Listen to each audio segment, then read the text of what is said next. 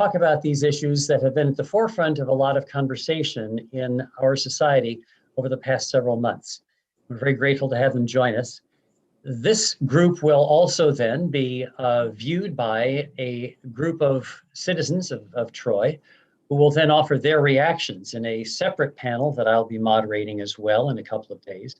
And we'll put that together so that the community at large can see the interaction of officials and citizens in what is a difficult time, of course, because of the pandemic. Since we can't meet very well in person anymore, this is about as well as we can hope to do something to get some dialogue going between officials and the citizens they represent. So I want to express my gratitude both to the sponsors and to the officials who are joining us here today. I'm here with Troy Mayor Patrick Madden, with the Troy Police Chief Brian Owens, and with the President of the City Council, Carmella Mantello. We were to be joined by the Rensselaer County District Attorney, Mary Pat Donnelly. Unfortunately, she's ill today, but she has sent a message, since she was the first one to accept this invitation, in fact. She sent a message saying that she'd be glad to do a one-on-one conversation, so we'll see if we can accomplish that as part of this project as well. Well, let's start, please, on this important topic with the same question to each of you. If you would take just a moment, please, to consider the question of systemic racism, which there has been a lot of talk about. Just tell me your view of whether that is an issue that you think significantly affects life in Troy, and more specifically, what about systemic racism in the daily work of the Troy Police Department? Where, if anywhere, do you see racism there? So why don't we start with the mayor, and then we'll talk to the chief, and then the council president. So Mayor Madden, tell us what you think about systemic racism in the city of Troy. Sure, Rex, thank you very much. My view is that systemic racism absolutely affects life across this country, and for that matter, probably across the globe as well. And I know that some people might bristle at that notion. But for me, it's the only plausible explanation for the disparities between white Americans and Americans of color. And I'm speaking generally here, not about specific individual exceptions to the case. But if you look at the metrics for things like wealth accumulation, income, life expectancy, infant mortality, rate of home ownership, educational attainment, and on and on and on. People of color in this country fall significantly behind white Americans. And I think that should be a national embarrassment. Let me give you an example. You know that the maternal mortality rate for African-American women in the US is second in terms of, at the bottom, second only to Sierra Leone. Every other country in the world has a lower maternal mortality rate than African-American women in the US. So if you're a Black woman in the US, you'd be safer giving birth in Somalia than you would be in the US.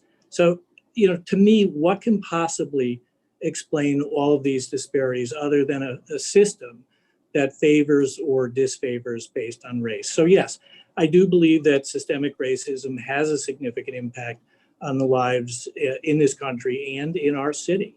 Is Troy significantly better or worse than other communities? I'm really not qualified to say one way or the other.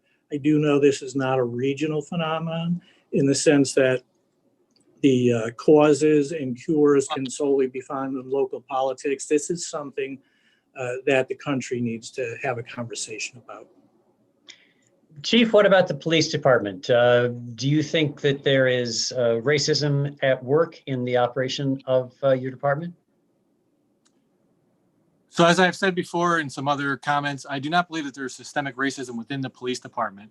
While there may be racism as instances throughout the city or throughout the at-large criminal justice system, perhaps, but within the Troy Police Department, I do not believe that we operate under a system of racism, or that we have people that are basing their actions and decisions based on the race of those they interact with.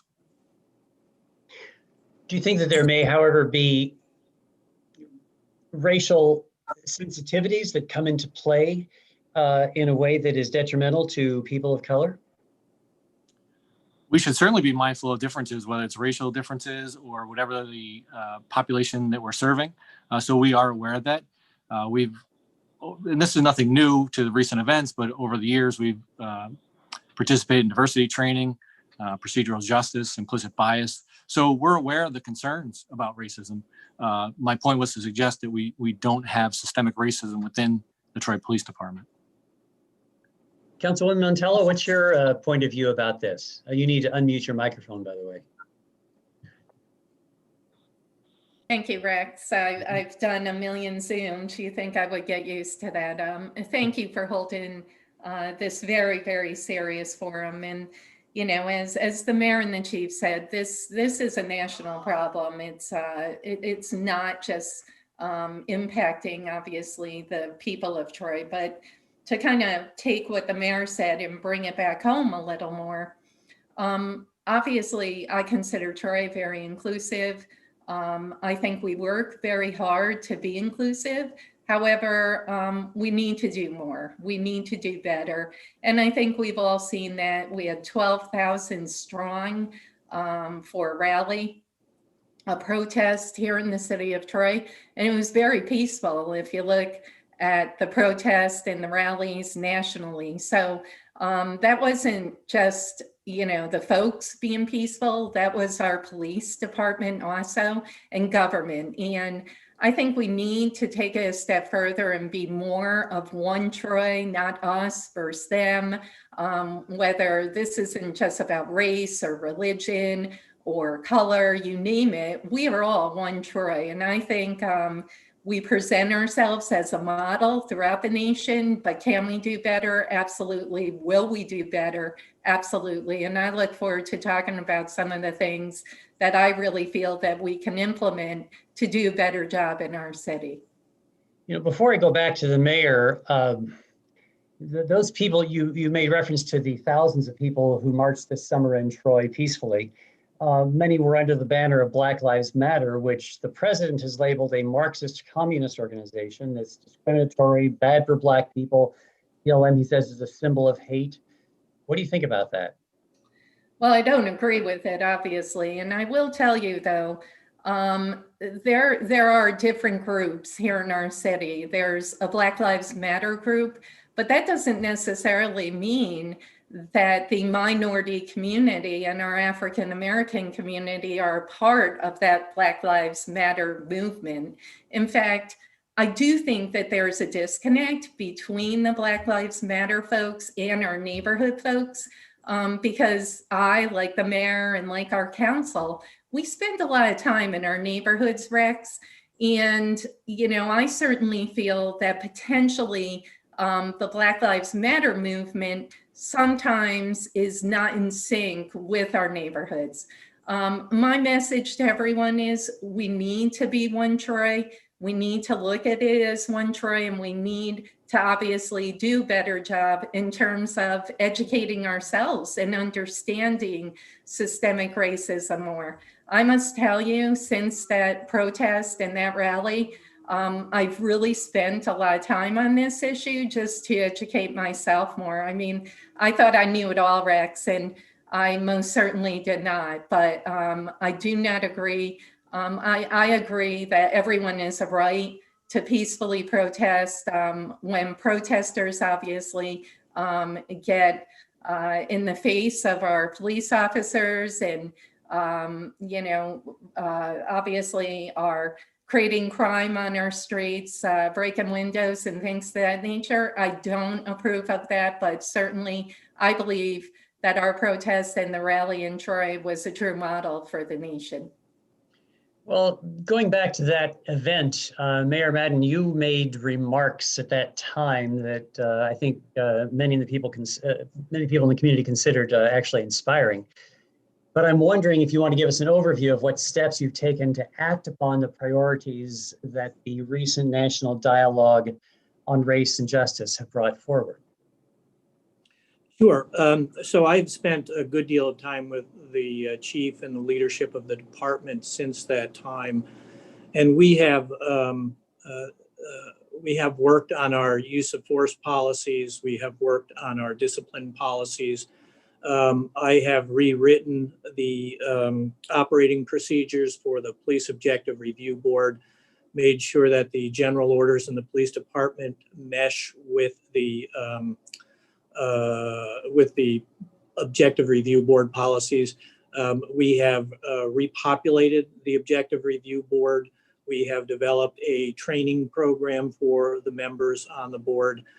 This happens to be the Troy Police Department is a accredited police department in New York State. Less than 50% of the police departments in the state are accredited. And this happens to be a year where we go through a reaccreditation process. And the chief can speak more specifically on this if you'd like him to. But so it gave us an opportunity to look at all of our general orders in the context of the reaccreditation, but also as we look at the messaging that we're hearing from the community. I'd like to be very clear, though, that a number of things that the community, the larger community, has called for example, the 8 can't wait principles, were things that we've been doing, some of them for years. And we have fine-tuned the use of force policies to incorporate that language more explicitly, but it's not a change in practice. These are things that this police department under this leadership has been doing. We've also, over the past several years, as the chief indicated, beefed up training in things like implicit bias, in things like restorative justice. In fact, this December, there'll be a week-long training for officers on best practices with respect to dealing with people who have mental distress that the police department come in contact with.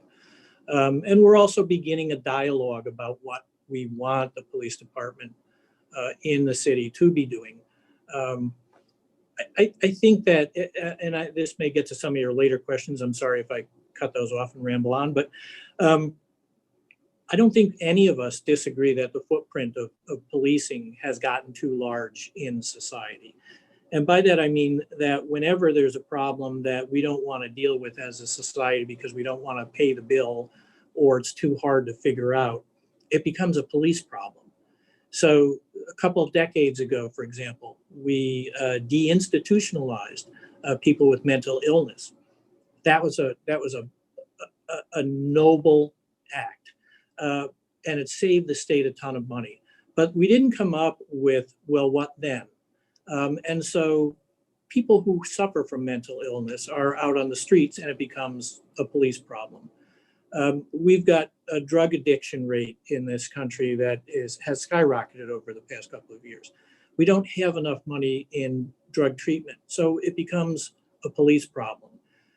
As a country, we have decided that availability of handguns is something that we ought to broaden. We may not have individually decided that, but I'm saying as a country, we have moved in that direction. So more guns on the street becomes a police problem. The problems caused by income disparities that lead to domestic violence become a police problem. So everything that we don't want to deal with as a community becomes a police problem. And my view is that we expect too much of our police departments. We expect them to wear any number of hats with 100% proficiency, never make a mistake, be right all the time, shift gears instantaneously. That's not a standard we hold anybody else to in this country. And I'm thinking it's too much. And we've gone beyond what we should be doing. So we are in discussions about how do we look to other institutions, entities within our communities to alleviate some of that burden on the police department. I think I've forgotten the question. I hope I answered it. There's a lot to unpack there, and we'll get back to some of those issues. That's really great. Thank you for that. That's a really good overview.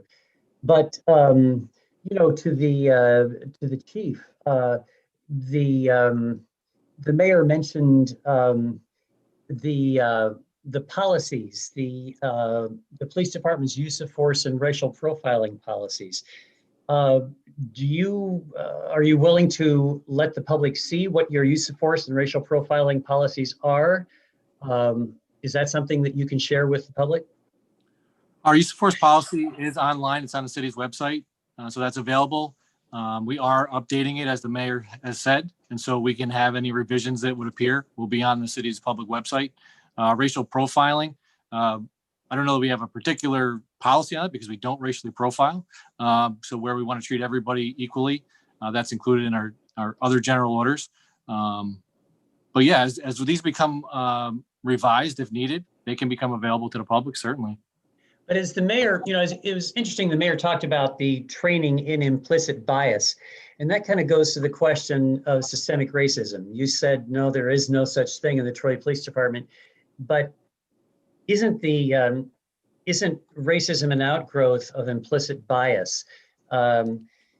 Surely a police department that is as significantly, that looks like you and me so much, there must be evidence of bias, of systemic racism in some of what you've seen over the years. I think in any organization where you're dealing with human beings, there's probably certainly biases within each person's mind. My point about I don't feel that there's systemic racism within the Troy Police Department, because I don't believe that our actions are based on person's skin color that we're dealing with. So that's where I suggest that there isn't systemic racism. We certainly want to ensure that we're treating people fairly, that we're treating people with dignity and respect at all times. And so, is there an opportunity for us to get better? Certainly. Are we having conversations that will help us to get better as a community? Absolutely. And we support that. So just to understand what's going on, Councilwoman Mantello, there is, I believe, a working group on policing in the city council. Is that separate from the initiative that the mayor is talking about?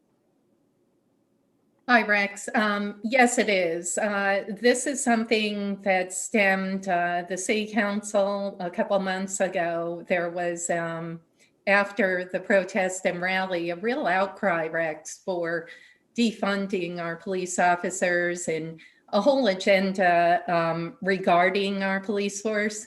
The majority of the council at that time, even though the governor had put out the executive order, the majority decided it'd be a good idea to develop this Reimagine Troy Community Justice Working Group. And that working group just met last week. There's about 9 or 10 folks on the group, but that's completely separate from the mayor. And I'll let the mayor talk about the task force, which is comprised of, I believe, 30 some odd folks in compliance with the governor's executive order. But saying that, I voted for the working group despite my concerns. But frankly, I don't think we need another working group here in the city of Troy. We have quite a few folks who are already engaged in North Central. We meet every other Monday. There's about 15, 20 of us, including the chief, the mayor, but more importantly, stakeholders in our community, especially in District 2. But saying that, I supported it because the more people, the more folks that we can get involved. I'm never going to oppose that, but I am concerned how that group moves forward and how it meshes with the mayor's task force. And I just don't want to duplicate and just have meetings to have meetings. The people in Troy right now, Rex, are clamoring for action. And we're moving forward with a number of initiatives, as the chief mentioned, surveillance cameras, body cams, building trust in our community. And quite frankly, the task force that we're on that meets every other week, they even said, we want to meet monthly. We're meeting out, and they want to see action in our neighborhoods, Rex. And really, that's what I want to see also. And I think all of us, the three of us, are working very hard to really do more action. Action speaks louder than words. I talked to the chief about Park, Walk, and Talk. I think that that's essential in our neighborhoods. And to get back, I was raised under a cop for 30 years who then turned detective. And His partner for over a decade was Charlie King, one of the first Black officers on the police force. And Charlie became a very good friend of our family, and his family is friends with our family. I must tell you, my dad told me stories back then and the tough time that Charlie had, saying that we've come a long way since then. And as I said, we still have a long way to go. And I know the chief's working real hard to get more minorities onto the police force. But if you think back then, there was respect for police officers, but also the police officers have respect for the community. We need to go back to those days. I know it's difficult, and I know times have changed and there's more guns on the street, but we need more respect, not only for the community, but it's a two-way street. The community also needs to respect our officers. How do they do that? By building trust. Mm-hmm. Again, more that we can come back to in a moment, but just need to explain to people who are viewing this and may not have all the background. There was a reference to the governor's executive order. And just to clarify, in June, Governor Cuomo issued Executive Order 203, which requires a comprehensive review of policing strategies and tactics and developments of a plan in consultation with citizens in any community that has a police force. And the idea is to address trust, fairness, and legitimacy, specifically racial bias and disproportionate impact of policing on minority communities. So once this plan is developed in consultation with citizens, which was referred to here, then the plan has to go to the city council for adoption and be transmitted back to the state, I believe, by April 1st, or place the city at risk of losing state aid. So I guess the question is, what progress you're making, and we'll start with the mayor on this, toward the execution on this pretty big undertaking, it sounds like, that is due in now 5-6 months. How's that going? Well, the progress is halting. The challenge for us has been getting a group, and I'll talk about the design we've settled on, but getting a group that is large enough to include the interests that the governor included in his executive order, yet not so large that we can't come together and meet. So the goal has been to try to keep the group size down in the mid-20s. But then the design would be that group would become the hub. And the hub, or the steering committee, if you will, is constituted of people who represent institutions or organizations that could assist in offloading some of the burden from the police department into other more cost-effective and maybe efficient ways. So whether it be mental health or domestic violence or drug abuse, things that can alleviate part of the burden on the police department. So that's the steering committee, and then the steering committee will be meeting with groups throughout the community to get their input. So, for example, the council's work group is a group of individuals who is passionate about this issue and wants to bring a lot of ideas and research and background information to the discussion.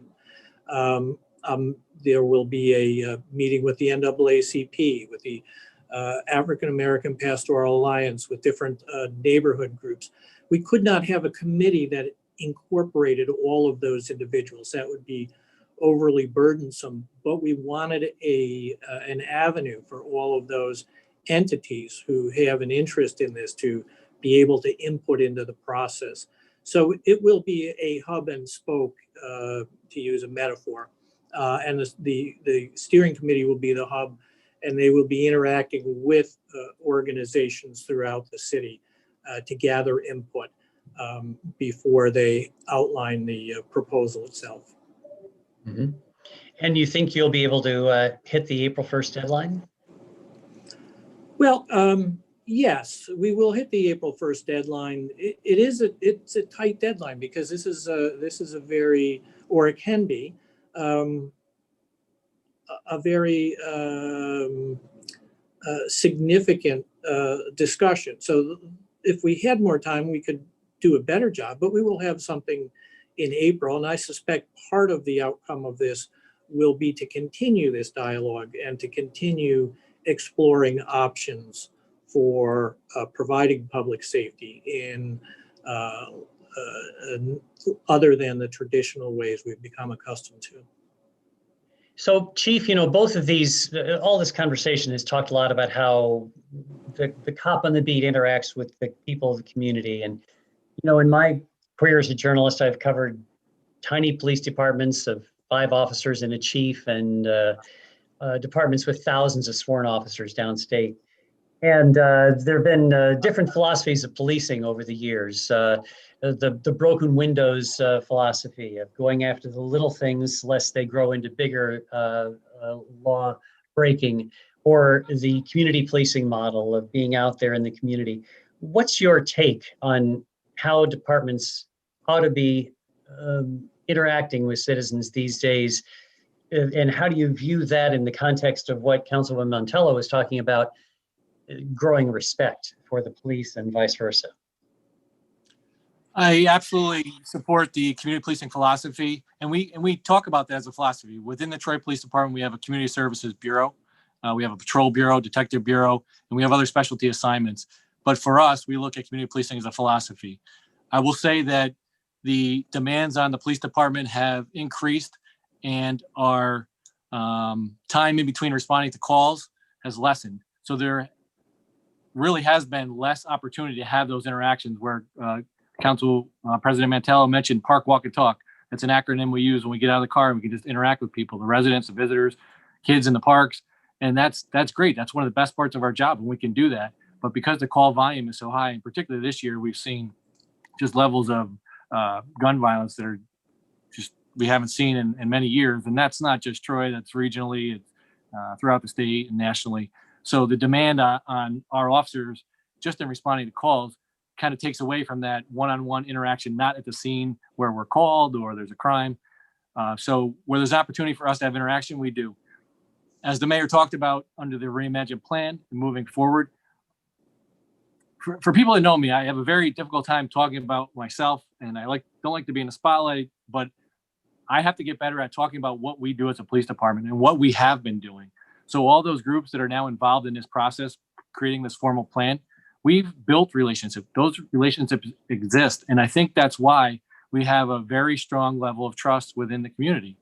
There's certainly people that have differences of opinion or may not entirely trust us based on past actions in Troy or just general interactions with law enforcement that have been negative, perhaps. But I really do feel we have a great relationship with different members of our community throughout the city, and that's paid dividends. So not only has it helped us for such a large scale event as the rally in June, but on sadly a daily or weekly basis when we have violent crime or some incident in the city where we need the cooperation of the public. This opportunity, even in your title, Reckoning, is a chance for us to assess what we do as a profession. And so nationally, certainly it's being looked at, but even here in the Troy Police Department, where we've been doing a lot of things that are being called for, we want to do better. And as a profession, we should always be looking at who we serve, what are their expectations, what are the ideals and norms that they want to see us carry out. Because at the end of the day, that's who we're serving, the public. And we are part of the public. Our members are residents of the city, longtime, families have been here for generations. And we want to see the city safe and prosperous as well. And so where we can help with that, that's what we want to do. Is it a challenging time? No question. So what would if we didn't have this growth of violence now that we've seen, as you said, nationally, this is not unique to Troy by any means. If we were not in this spate of violence this year, what do you think officers might be doing differently? What is it that is, the mayor said correctly, of course, that we're turning to cops for too much these days. What would your officers be doing if we didn't have the spate of violence that we have seen in Troy this year?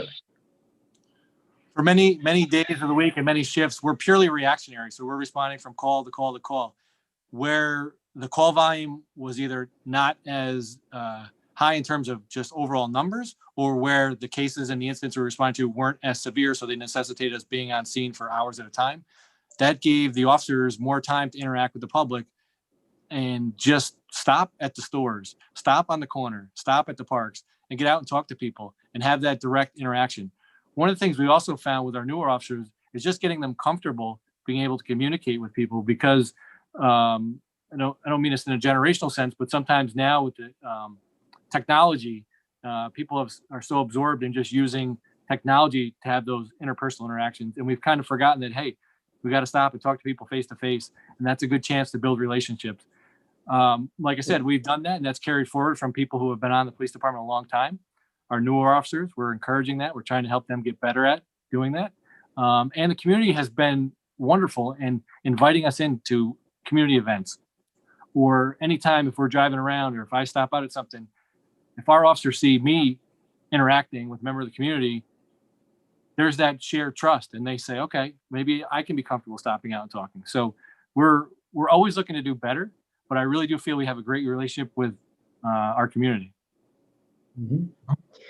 Councilwoman Mantello, do you think that the relationship between cops and the community, is there anything that you and the fellow council members, each representing your communities, could do to improve that? Absolutely. I did want to just address something the mayor stated about the task force, how our police officers, real quick, are doing more than just the basic calls. I mean, they're called for everything, as mentioned earlier.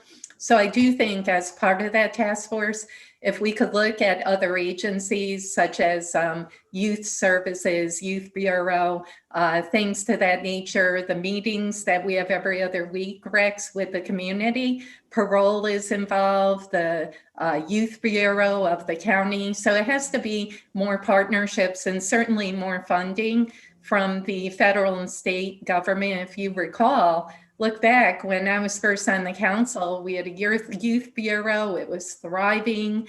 We had events all throughout our pocket parks. And over the past 2 decades, those monies have dwindled to about nothing. I do applaud the mayor. He does have a youth position, a youth services position here in the city that is in the proposed budget. But, you know, we're certainly, you know, decades behind where we used to be when it comes to getting kids off our streets. And Chief Owens has done a phenomenal job in trying to get the police officers out into the community, Rex.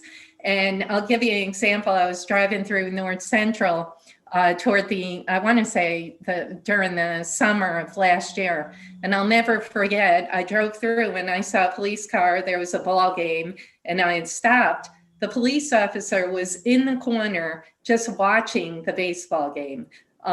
Certainly, it really had an impact on the community that day. I saw folks going up to him, and as the chief stated, I have a 20-year-old.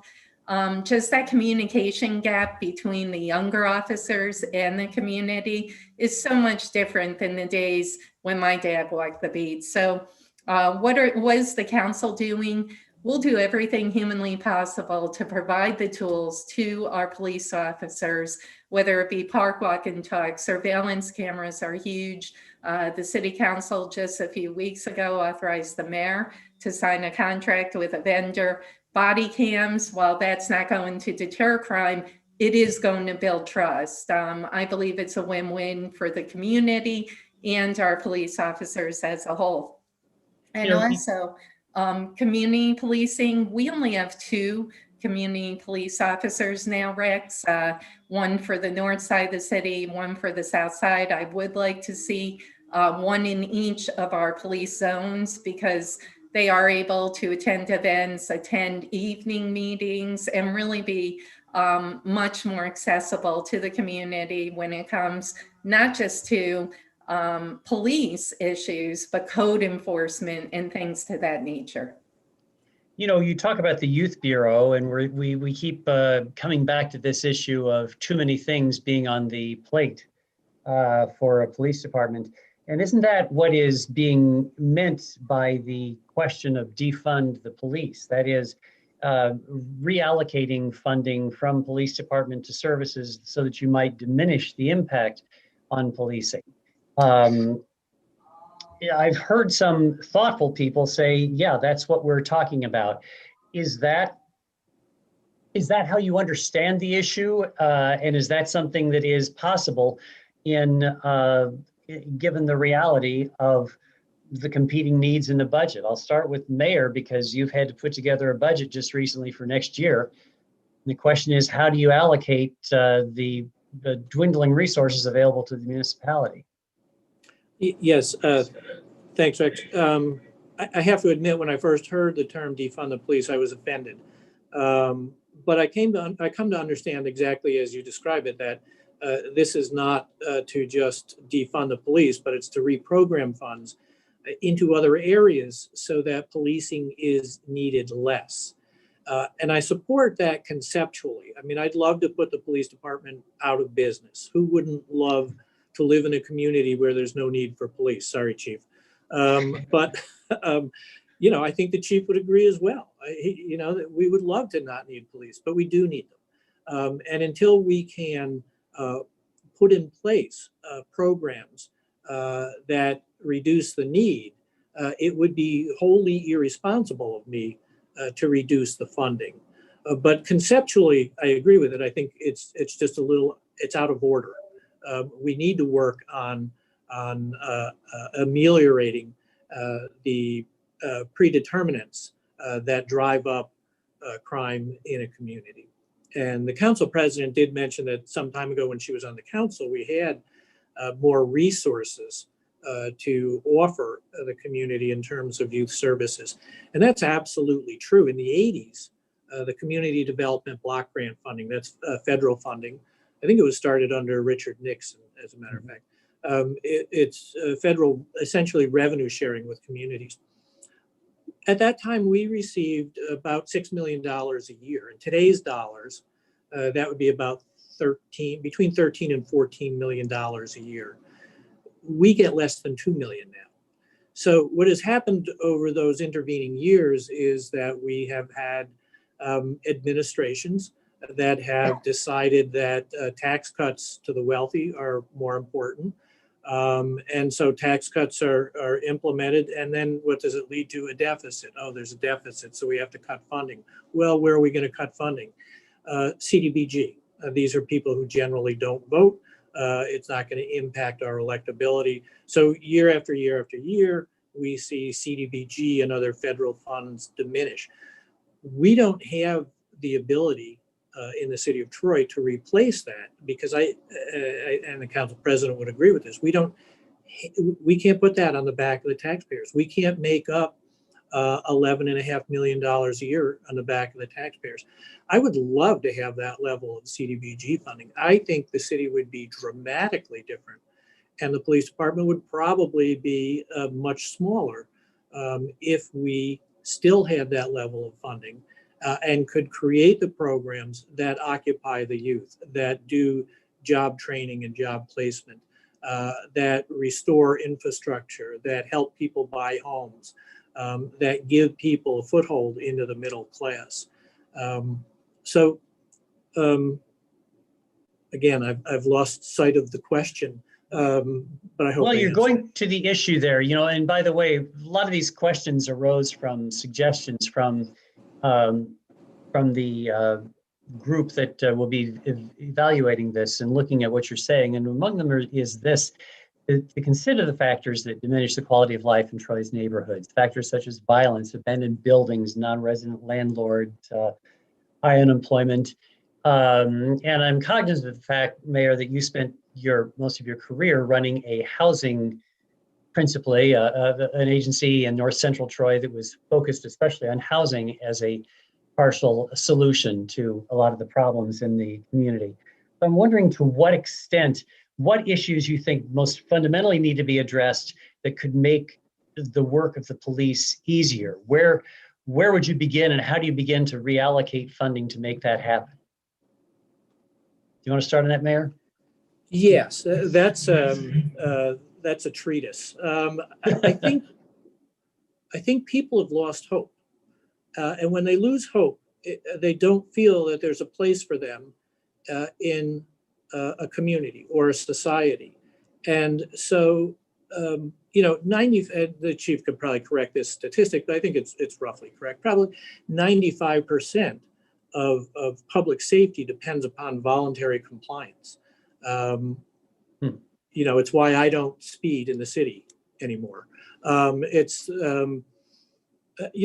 voluntary compliance. When people don't feel that they have a place in society, then why bother voluntarily complying with rules when you can be more profitable or have more fun not complying? So, we have lost a sense of ownership.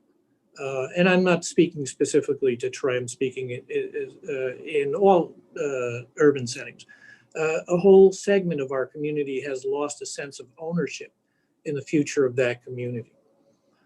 So we have to go back and reestablish that. What people need to have, they need to know that they have opportunities. They need to know that investing time in staying in school is going to pay dividends for them, or why bother with that work? They need to develop a sense of ownership, a sense of responsibility and discipline, and we've lost that to a large degree. So I would start with the programs that feed that teach kids that they have value, that there's a future for them in the community, that this village appreciates them and wants to see them succeed and is going to help them, and give them a vision of a future for themselves in this society. Very interesting. For Councilwoman Mantello, there has been some talk in a lot of organizations about DEI audits, diversity, equity, inclusion. What would you think about an outside firm evaluating how the city is handling diversity, equity, and inclusion? Do you think some sort of an external study might be useful? Yeah, before I answer that, I did want to just correct the record and make it clear that when the mayor said the 1980s of CDBG funding, I was still in high school, okay, just for the record. Saying that, yes, I Me too. Not me. I would definitely be open to that, Rex. During my days overseeing a couple agencies for both Democrat and Republican governors, we would have outside firms come in, and they can certainly offer us unbiasedness and really look at what we're doing and look to see if we can improve things or not improve things. Saying that, though, I want to make it really clear. I have incredible respect for our police force. I think they're doing a phenomenal job under the circumstances, especially during COVID. And I think what's happened throughout the country is that police forces in general have been painted with a broad brush. And do we have some bad apples throughout the country? Yes. And we saw that with the murder of George Floyd. But I really want to make it clear that I really have incredible respect for our officers in a very tough time. Saying that, our budget, I know on paper, folks are looking at it, especially the folks that are saying defund the police and shift it toward other services. The other services, believe me, if we shifted that funding, we don't have those monies. Those monies have to come from the federal or the state government, like the mayor said years ago, through CDBG or some sort of other federal program. But our federal reps and state reps, they need to recognize that we're on the streets and our officers are out there trying to do a really good job. But if we don't have the tools and the resources to provide them to do a better job, to park, walk, and talk, and do some of the good things that I know our force is capable of doing, if we don't receive those monies, it's just going to grow incredibly tougher. I did really quick want to give, I see a lot of hope in the city of Troy. I see a lot of hope in our neighborhoods. I was invited, and it was all last minute, to an event on Friday night. It was at the Troy Boys and Girls Club. And it's a group called Team Hero, and they're all about just building morale for our youth, getting youth off the street. These 20 kids, Rex, registered over a couple months period of time, got really involved in the process, get out the vote, you name it. They registered 87 new people to vote. It was incredibly awesome. It was so inspiring. I talked to them about elections. I did thank them that I wasn't running this year. I probably wouldn't have gotten the 87 votes, but saying that, it just shows the more we can get our youth involved, and yet to see, I mean, they were just so excited, and they received a small stipend. One kid thought he could buy an Xbox with it, but that's not happening. I mean, it was just an incredible, moving moment. And I believe the more investment we can make in our neighborhoods, whether it be city council, small neighborhood improvement grants, and anything that we can do to get that neighborhood to believe in their neighborhood and believe in pride in their community, it's going to go a long way to bringing more hope here in our city. But I think we're on a good path. I'll tell you, leaving that event on Friday, really, it sent chills up my spine.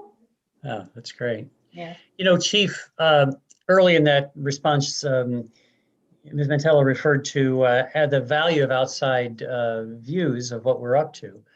And, you know, in January of 2018, the New York Attorney General's office offered some specific recommendations for the Troy Police Department, overhaul the approach to officer investigated shootings, update training and policies with respect to shooting at vehicles, specifically outfit officers with body worn and dashboard cameras.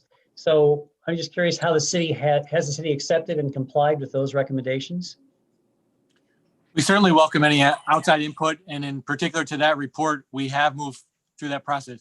One thing I've discovered with being in this position, as quickly as we'd like to do things, it takes significant amount of time. So where the policy changes for like certainly our evidence collection, things like that, we're able to make those changes. But for something as significant as the body worn camera program, we are just now finally getting to the point where we can make that purchase. So that's taken a considerable amount of time, and things take much longer than I anticipated they would take. We are absolutely welcoming of outside input. We welcome whether it's state agencies or community representation. If they want to suggest how we can do things better, we're open to that. It's a challenge. Yeah. Is that kind of delay a factor of bidding and awarding contracts, or is it a matter of the unions objecting to changes in procedures? It was a number of factors. Certainly the procurement policy and the process, the funding for it was significant, and the council and the mayor's administration were able to put that together. Where the union, so our labor force, our biggest union is the PBA. That's our sergeants and patrolmen. I don't know if there was outright objections, but certainly they're a participant in the process. So where we draft our general order on how that's going to look for the body worn camera program, they were certainly involved. They're our employees, they're our members, and we want that inclusion. And we're moving forward with it. So it's just taken so much longer than I'd hoped it would take. Has your department, what has been the impact on the rank and file of the controversial cases, most notably the Thevenin case? How has the department absorbed the public attention to that issue? That's a good question. Certainly where there's high profile cases and there's scrutiny, we're aware of that. We understand that will be part of the process. I think as that civil case is still proceeding, that there's not a lot that we can fully explain or discuss in terms of that case. So that's been difficult. But high profile cases such as that, this year's events, a global pandemic, the calls for police reform, that's weighed heavily on our men and women. But they continue to show up every day, and they're answering the call when needed. And we'll get through this, hopefully a better police department and a better society. As the mayor mentioned, there's a lot of societal ills that have created the current state of affairs in the city and nationally. And a lot of times the police department, because we're available, we're 24/7, we respond anywhere in the city, we get that phone call to deal with whatever the problem is at hand. I would love to be out of business myself, but even if we never got to that point, to be able to just have less calls, less of a need for a police response. So whatever those calls are, if they're handled by another agency or people individually and as family units can handle things themselves, we'd be happy to not have to go to all those calls. And then we could just have positive interactions. We could help people to feel safe and be safe and just have a enjoyable quality of life in their neighborhood. Mm-hmm. Let me go to the mayor on the same sort of question. Do you think that the PBA has been an obstacle to reform? No, I wouldn't say an obstacle to reform. I think they're a partner in the process. And, sometimes they make me pull my hair out, but I understand the process and I respect their role in it.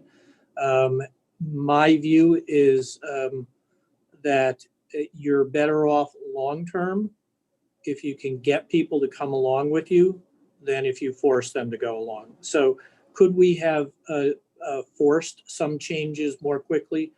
Perhaps, but through dialogue and through negotiation, we get the buy-in, which in my view and in my experience has always proven to be much more effective long-term. While I'm with you there, let's go beyond police. In hiring, does the city do anything to ensure that its employees look like the community that it serves? My quick check suggests that Troy is about 30% people of color, including 16% Black. I don't know if that's your statistic as well, but I'm assuming that it's about 30% people of color. Is there anything, do you think that there is a value in having the city workforce look like the city? And if so, what are you doing about that? Well, absolutely. And it's something that I noted in my first State of the City address, how inadequately we've accomplished that over the years. And I came in with a great sense that I could change that. But I'd never worked in the public sector before. It's very difficult.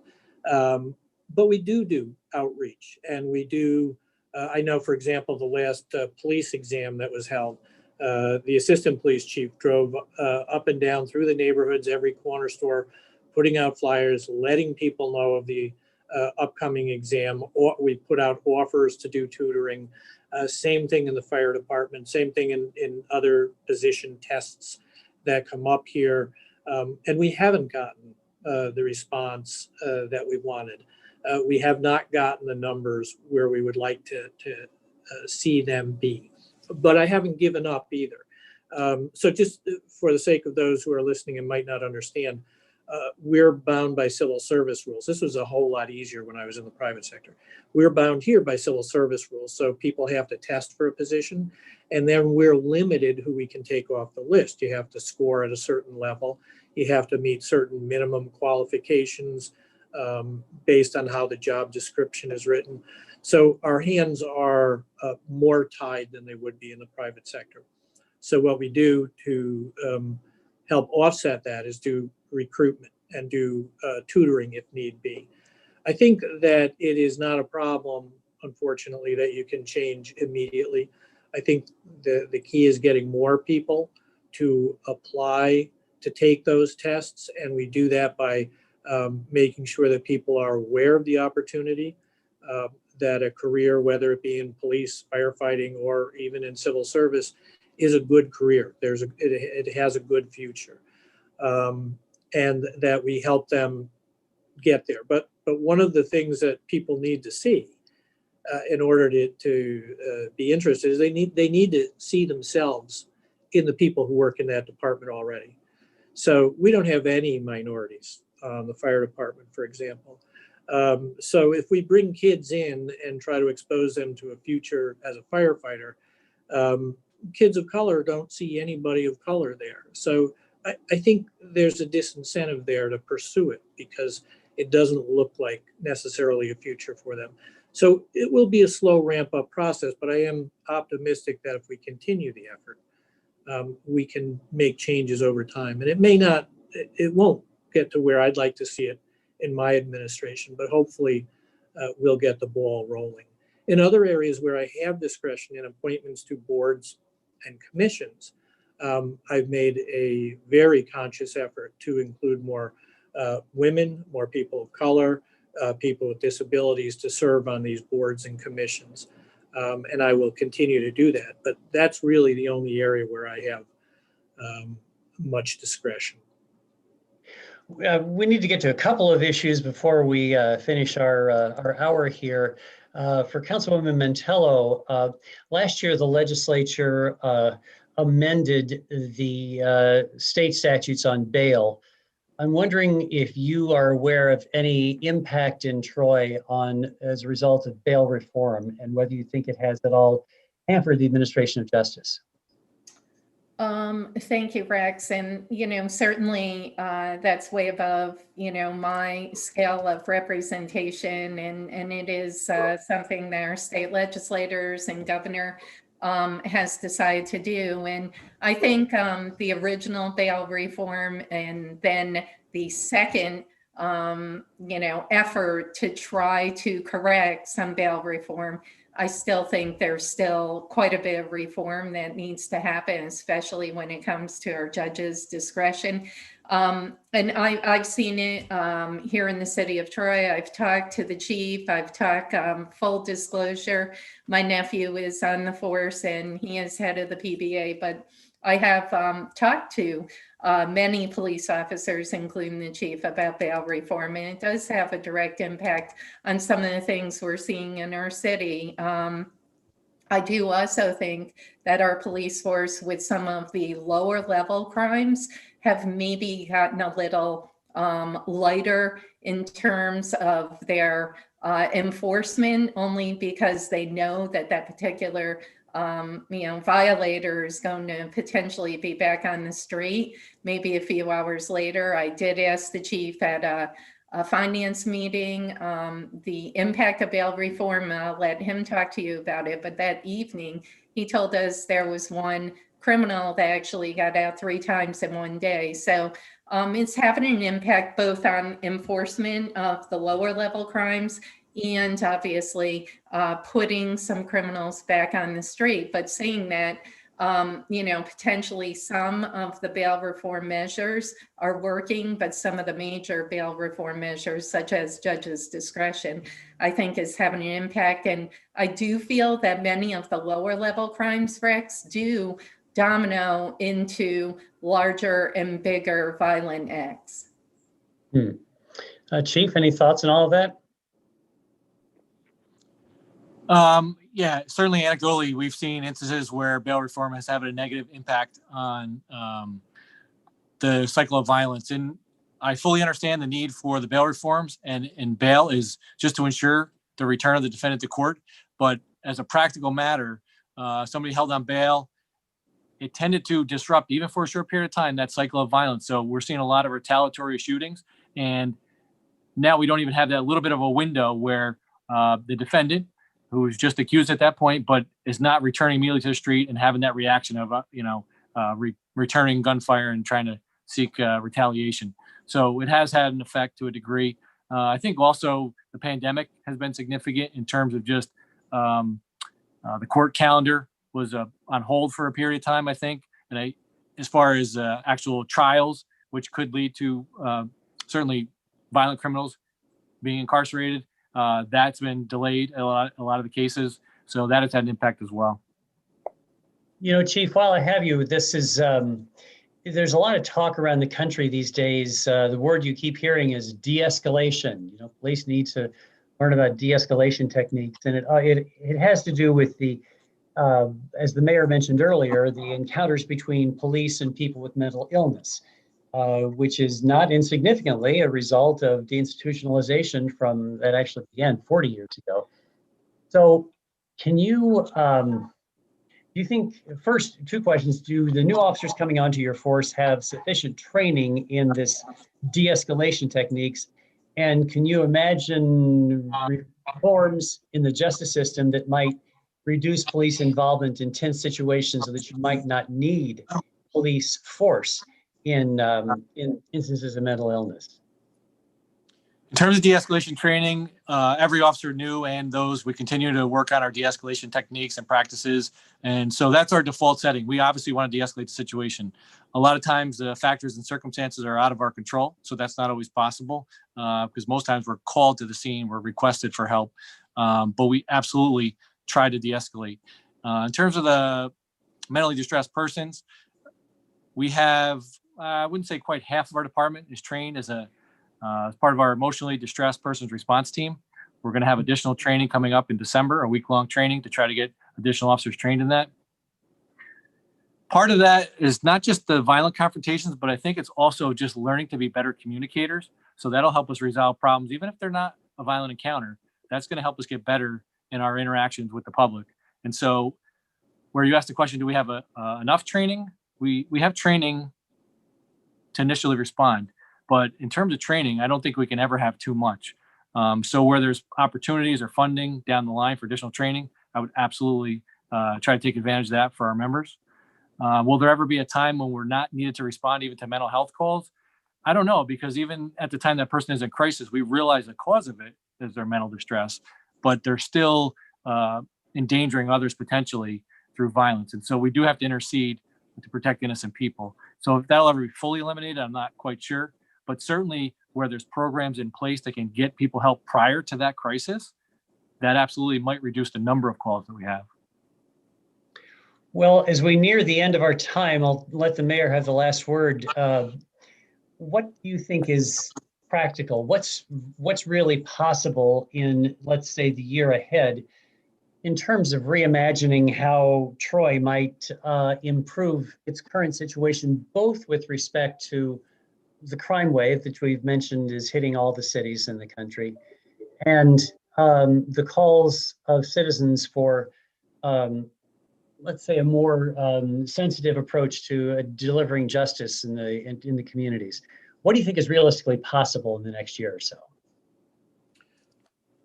Well, I do think, and the chief did touch on this earlier, I do think that one of the things that we need to focus on and are focusing on is transparency. I think that if people saw truly what our specific police department does and what efforts they make and what training they undergo and what internal scrutiny they impose upon themselves, I think if we could get a better level of transparency, people would feel very good about this police department. A great deal of effort has been made over the past several years. It did not start at the end of May or the beginning of June. This is an ongoing process, and I'm really impressed with the direction the police department is going in. And I'm fully supportive of the efforts to bring more training and more diverse training, bring more resources to bear, so that we, working with the community, can create a higher degree of a sense of safety in our neighborhoods. With respect to the uptick in violence that we've seen this year, I think about that a lot, and I read a lot about that. I don't know that anybody has identified a root cause for that. It's very hard to talk about prevention if you don't know what's causing this response in the community. We're pretty good at solving crimes when there's a manageable number of them, but that's great, but it's too late. You know, it's somebody has been shot by then, or some property has been destroyed by then. What we want to do is get to the point where we can prevent crimes, prevent violence. And that probably remains our biggest challenge, trying to interrupt the cycles of violence that we're seeing occur at this point in time. We take some solace in the fact that Though these numbers are significant, we have gone through periods in the past. We have gone through cycles of violent crime in the city, and they have come back down. And it has given us time to analyze what motivates that violence. And we will continue to try to understand what's driving it. But we're also looking forward to the cycle to move forward into a downturn. Okay, well, we are at the end of our hour and then some, and I just really want to thank Carmella Mantello and Brian Owens and Patrick Madden, the council president, police chief, and mayor of Troy for joining us. This project of the New York State Writers Institute and the Center for Law and Justice with collaboration of the Times Union and WMHT. A time for reckoning, confronting systemic racism, seeking justice, and reimagining society. Now we'll wait for the community response. Thanks very much to all of you.